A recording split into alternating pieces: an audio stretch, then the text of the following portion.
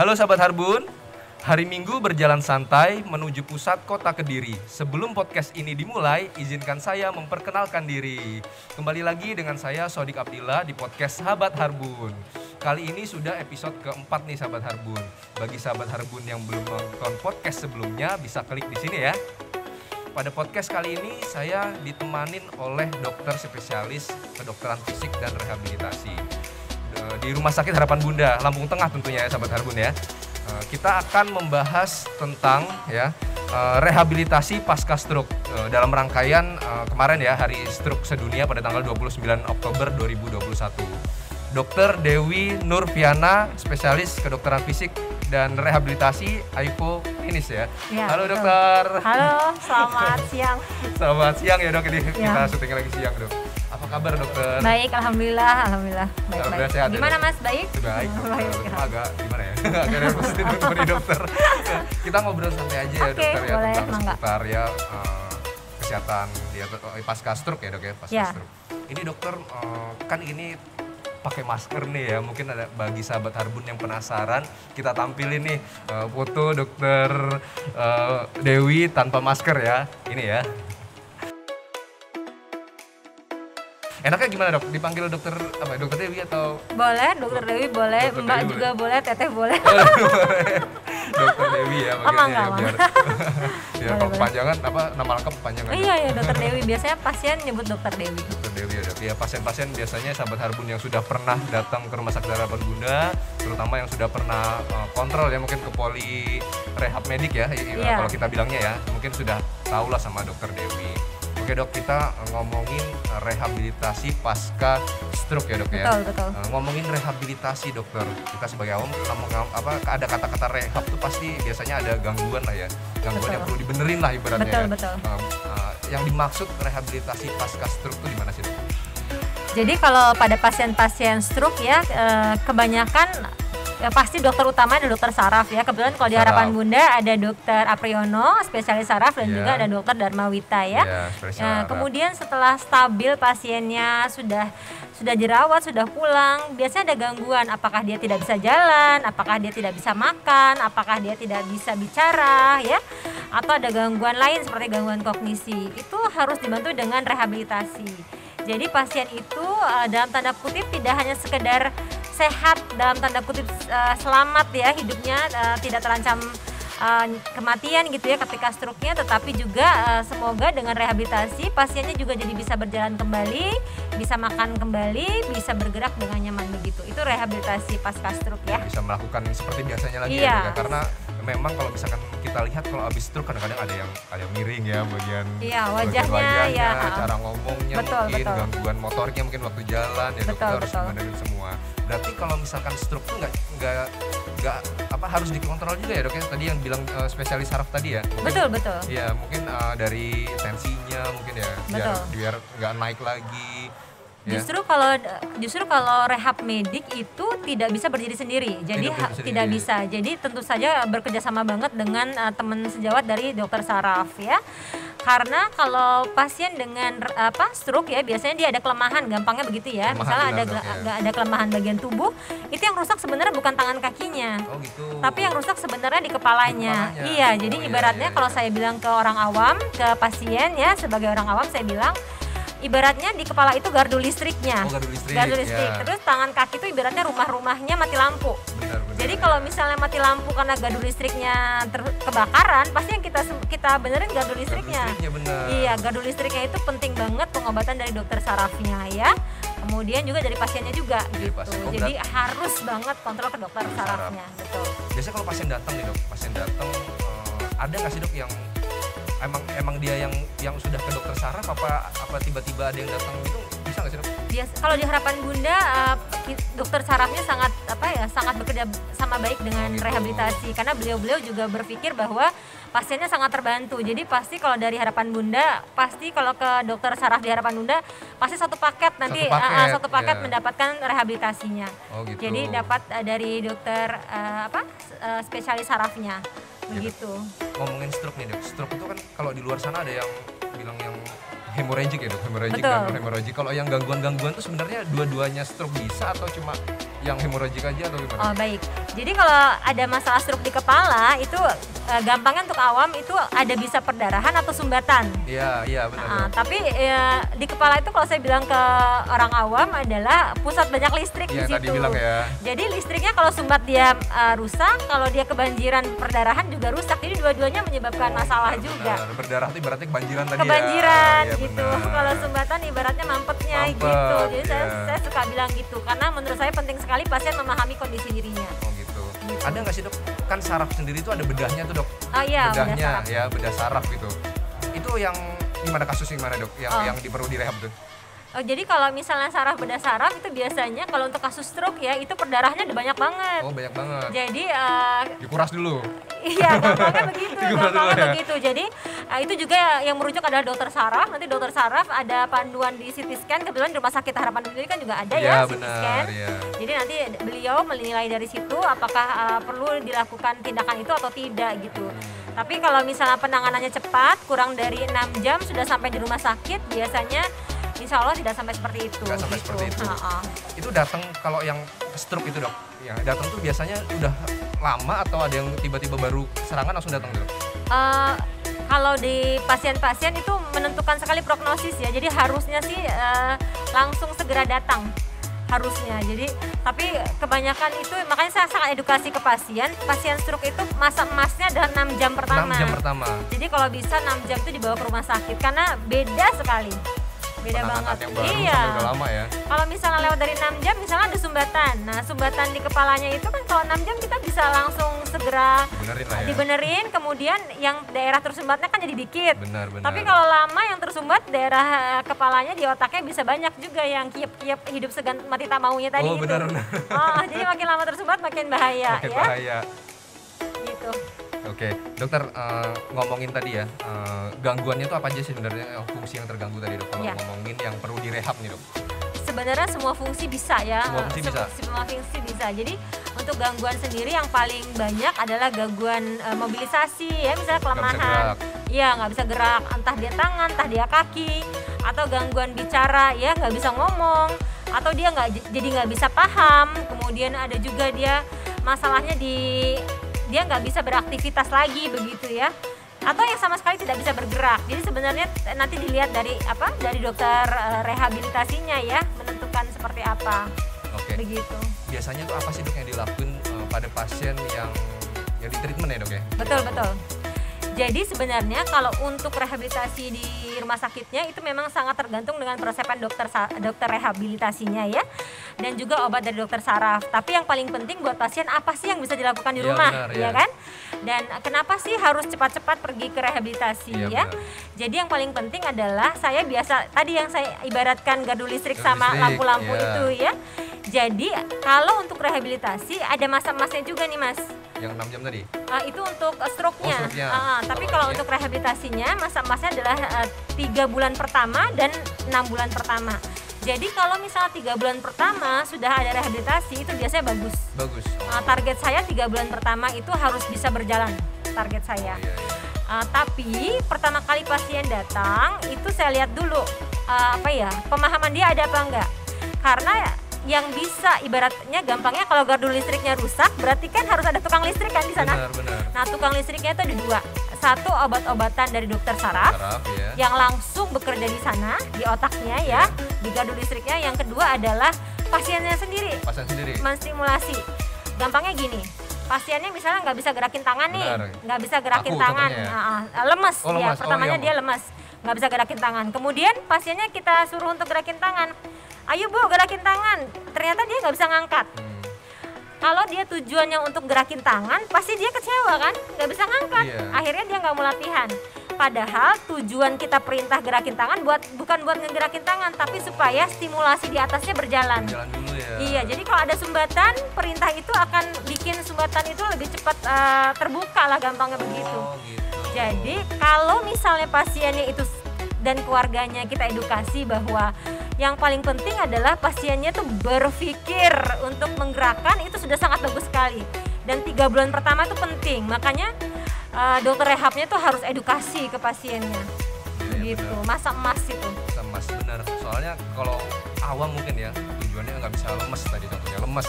Mereka datang ke rumah sakit ya, ekspektasinya mereka ya pasien tuh ya datang sekali, apalagi baru pertama ke rumah sakit ya pengennya langsung bisa gerak, padahal kan bukan itu tadi ya dok. Betul. Ya iya, biar mereka ya mikir dulu lah, masa langsung tiba-tiba bisa langsung normal kan nggak mungkin juga. Iya. Jadi perlu ya proses lah ya. Perlu proses. Jadi pasien menstimulasi itu dengan cara pasiennya diajak untuk berpikir. Kalau dia berpikir ada stimulus di kepalanya yang ikut hidup gitu. Iya, ikut hidup ya. Jadi benar. kalau misalnya kita punya pasien stroke di rumah atau kenalan pasien stroke, dia jangan sering disuruh bengong.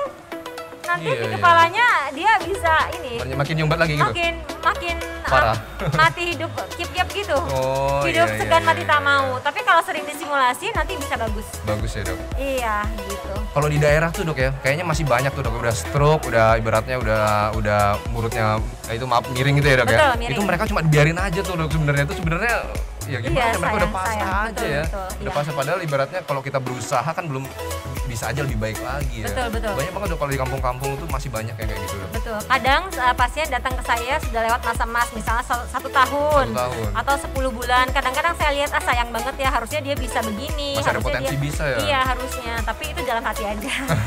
Tapi kalau misalnya datangnya setelah 6 bulan dok, bagaimana, ada manfaat nggak? Ada juga manfaatnya. Ada juga. Ada, kita lihat dulu apa yang terjadi di pasiennya. Pasti ada manfaatnya tetap. Oke dok. Ada nggak sih dok? Kalau saya lihat tuh kadang-kadang ada yang kaku juga ya dok. Udah kaku. Oh tuh betul, apa itu? betul. Spastis namanya. Itu udah terlalu lama atau emang kayak gitu? Oh bukan, jadi itu ada fase stroke ya. Jadi fase stroke itu teorinya dia lemas dulu, Lemes dulu. kemudian dia kaku, Iya, kemudian iya. nanti dia lemas lagi.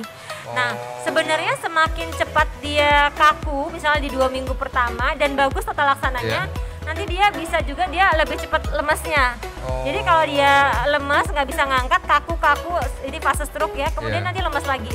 Oh, Tapi yang gitu. sayangnya adalah ketika dia lemesnya lama nih, Lama, iya. lemesnya lama, kakunya lama, akhirnya nggak sembuh karena udah terlalu permanen di kepalanya. Oh, Tidak, iya. jadi sebenarnya fase rehabilitasi, salah satu fase stroke ya, dan itu juga salah satu tanda bahwa ada kerusakan di kepalanya, salah satunya ada tandanya ada kaku itu. Oke dok. Ngomongin tadi yang tanda-tanda, kita ngomongin tanda-tanda sih dok.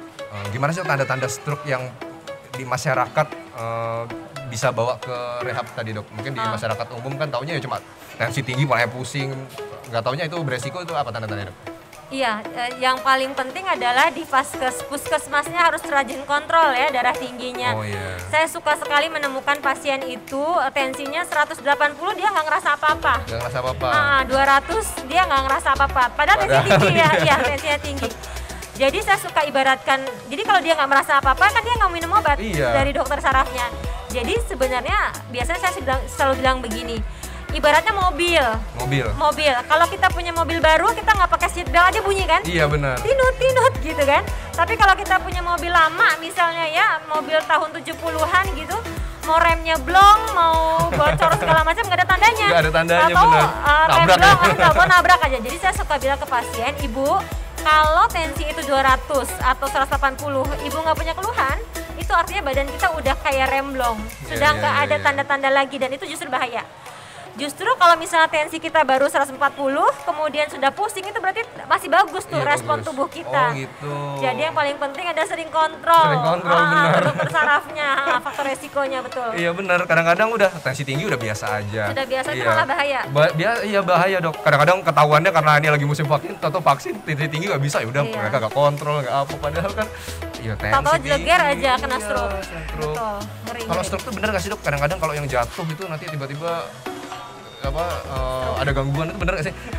Tergantung, jatuh kan bisa karena penyakit jantung, penyakit macam-macam juga bisa ya. Tapi Iya. kalau stroke memang ada tandanya sih, Tandanya ya? ada tandanya. Yang jelas jangan sampai dia jatuh ya. Jadi pertama kali biasanya pasien suka ngerasa pusing atau cuma dia kelemahan, tapi kemudian pasiennya masih bisa jalan. Iya. Nah biasanya dia nggak mau ke dokter. Hmm. Biasanya karena dia masih merasa bisa jalan, padahal perdarahannya lagi berlangsung tuh di atas. Oh. Jadi kalau dia sudah merasakan lemah sebelah, dia tidur berbaring kemudian minta diantar ke rumah sakit. Harusnya. Kalau dia malah aktif, itu nanti dia bisa lebih Iya. parah di atasnya. Itu sering banget terjadi. Jadi kalau misalnya pasiennya kurang bagus ya, kekuatan ototnya lemas gitu, dia suka cerita gitu. Dia baru hari ketiga dibawa, tadinya masih bisa jalan, masih bisa ke kamar mandi segala macam begitu. Tapi Iya, karena iya. terlambat dan merasa masih bisa berjalan, akhirnya malah jadi nggak bisa apa-apa, baru Benar, dibawa ke benar, rumah benar. sakit. Dan itu kan berarti proses di kepalanya udah cukup berat. Ya, apalagi udah dia udah pusing, udah lemes atau ke kamar mandi sendiri, terus Iya. tiba-tiba kepleset jatuh ya makin parah ya dok ya. Iya, iya. Kalau gangguan rehabilitasi fisik nih dok, kayaknya seru banget nih kalau kan kita ngomongin tentang stroke aja nih. Sebenarnya banyak nggak sih dok kasus-kasus pasien yang nggak cuma stroke aja yang Oh, banyak, banyak banget banyak. ya dok ya sebenarnya. Banyak sekali. Jadi rehab itu ada bagian sarafnya itu untuk Sarafnya. bagian-bagian stroke Iya. atau trauma di medula spinalis. Iya. Tapi di muskuloskeletal bagian dengan dokter ortopedi juga banyak Oh, ya, banyak seperti juga. low back pain, nyeri punggung bawah. Iya. Kemudian osteoartritis, nyeri-nyeri di lutut Nyeri begitu. lutut. Kasus anak tuh seperti gangguan ADHD gitu ya. Oh, iya, autis, iya. gangguan bicara Itu begitu semua ya. bisa ke rehab ini ya? Bisa. Oh iya iya. Gangguan kardiorespi juga ya. Kardiorespi itu penyakit jantung, paru. Jadi Oh, banyak divisinya. Iya iya iya. Bahkan kita juga saya sering sekali dapat rujukan dari dokter urologi ya untuk gangguan berkemih. Oh, itu Jadi apa itu dok? berkemih itu dia nggak bisa nahan pipis atau dia selalu pipis terus. Keluar sendiri gitu? Iya, itu sering banget Oh, dapat iya, iya. rujukan dari dokter uro dan memang itu termasuk bagian dari rehabilitasi. Iya, dan itu juga kalau kontrol ke rehab tuh nggak bisa yang tadi dok ya, nggak bisa cukup sekali aja, harus misalkan dijadwalkan kontrol. Betul. Itu bisa dekat-dekat hari atau? Kalau untuk kontrol jadi rehabilitasi itu ada timnya ya. Oh iya ada timnya Iya, dok ya? ada timnya. Jadi ada dokter spesialisnya, dokter spesialis kedokteran fisik rehabilitasi. Kemudian ada fisioterapi. Fisioterapi. Iya, itu fisioterapi juga tim dari rehab ya. Penting tuh mereka itu. Kemudian okupasi terapi bicara, kemudian ada juga untuk yang pembuatan alat namanya orthotic prosthetic juga ada. Itu yang kasus apa itu dok? Itu yang untuk alat-alat. Cuma di Lampung ini memang belum tercover BPJS, jadi rumah sakitnya belum ada sih iya, sebenarnya. iya, iya, Jadi iya. semuanya swasta. Tapi timnya fisioterapi, okupasi terapi, terapi Iya, bicara iya, iya. itu tim rehabilitasi. Ya ini. luas banget ternyata dok rehab Luas ini ya. banget, Makanya kalau rehabilitasi. iya benar kadang-kadang kalau kita taunya rehab ya cuma rehab anggota gerak aja, Iya, ternyata luas bicara rehab. juga tuh sebenarnya masuk rehab medik Betul, ya. betul, masuk. Iya. Dan fisioterapi itu tadi dok yang kita bilang tadi, misalkan contoh stroke tadi dok. Iya, betul. Itu biasanya perlu berapa lama sih dok sampai benar-benar maksimal itu? Nah, itu tergantung dari penilaian Penilaian. kita. Jadi semakin cepat di bawah, kemudian semakin cepat teratasi dengan dokter sarafnya awalnya Iya. ya, apakah dia cepat datang ke dokter saraf atau tidak, kemudian dirujuk ke kita, itu menentukan prognosis. Iya, Jadi iya. intinya kalau dia datang di bawah 3 bulan, target saya adalah maksimal. Maksimal. Semaksimal yang ditargetkan, jadi harus bisa berjalan itu biasanya. Tapi kalau misalnya terlambat datang, sudah 10 bulan juga susah. Iya. Nah, jadi beda-beda Lamaan ya? targetnya.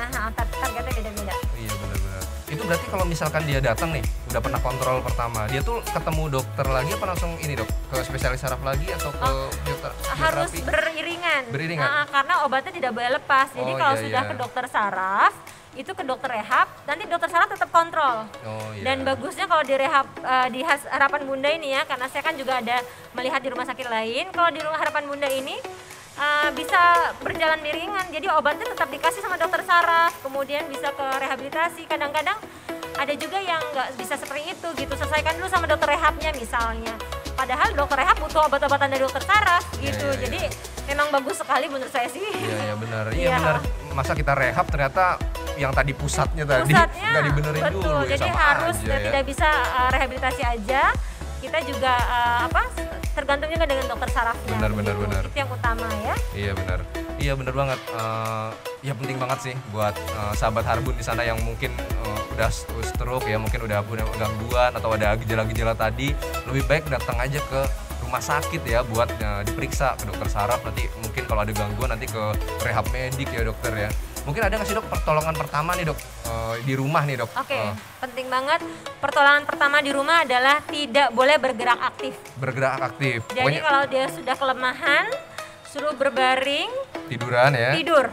Kalau misal walaupun dia bisa ke kamar mandi, bisa berjalan karena kita nggak tahu di kepalanya, jadi bawa rumah sakit pakai bed. Oh Pakai gitu. dia. Duduk juga nggak boleh? Bolehnya didudukin, tapi kalau dia duduk sendiri nggak Oh, boleh. Gitu. Iya iya iya. Kalau di mobil kan Iya gitu iya ya. benar. Jadi pertolongan pertama adalah supaya tekanan di kepalanya itu stabil. Stabil. Jadi dia tidak usah banyak bergerak. Tuh sahabat Harbun. Iya, itu menentukan sekali prognosisnya. Ada pasien yang kebetulan di rumahnya tidak dibawa ke rumah sakit. Sudah saya bilang tidak boleh apa-apa, tapi pasiennya masih bisa berjalan berdiri nih. Iya iya. Tapi iya. nggak nurut. akhirnya hari ketiga dia kena serangan baru, kemudian nggak bisa apa-apa. Sayang banget, sayang banget. Bener-bener. Ya itulah masa-masa emas yang dibilang Masa-masa tadi emas, ya, iya. dibilang masa emas. Ya itu sih, karena kesehatan tuh mahal ya dok ya. Iya. Mahal. Jadi lebih baik ya udah berasa gitu ya langsung aja lah dibawa ke rumah sakit. Mau salah fasilitas kesehatan jauh ya paling nggak ditangani ke dokter dulu lah ya dok. Betul, ya. di Iya. puskesmas lah ya. Kadang-kadang iya. malah ada yang cuma dipijet doang dok udah kayak gitu. Iya, Ya kan? jangan. Iya kan dok ya? Karena nggak bisa kepala nggak bisa diapa-apain. Iya, nanti takutnya salah ini malah pecah lagi. Bener kan?